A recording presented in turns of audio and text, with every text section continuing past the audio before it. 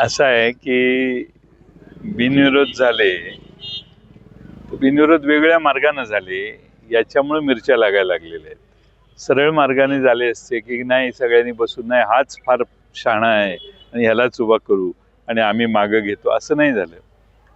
पळवापळवी करून, दमदाटी करून, पैशाचा वापर करून बिनविरोध झालेल्या दिसत आहेत असं लोक म्हणतात, मला माहीत नाही.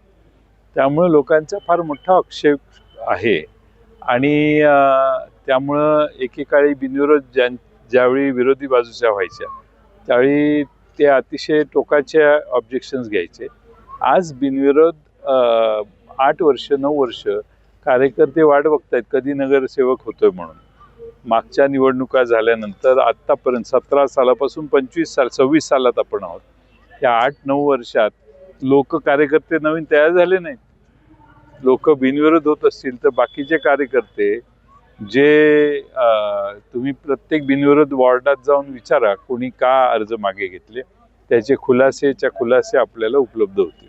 छत्रपती शिवाजी महाराजांचा, त्यांच्या प्रतिमेचा, त्यांच्या नावाचा वापर करून शिडी घेऊन हे सत्तेपर्यंत गेलेले पक्ष आहे हा.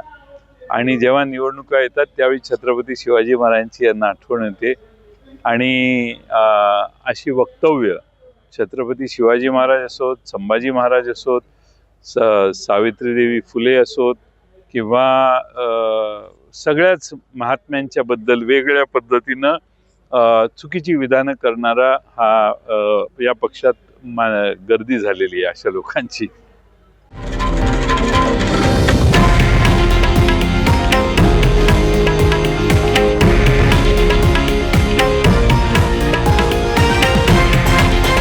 हे आहे देशातील नंबर 1 न्यूज नेटवर्क आणि आपण पाहत आहात TV9 मराठी, एकमेव.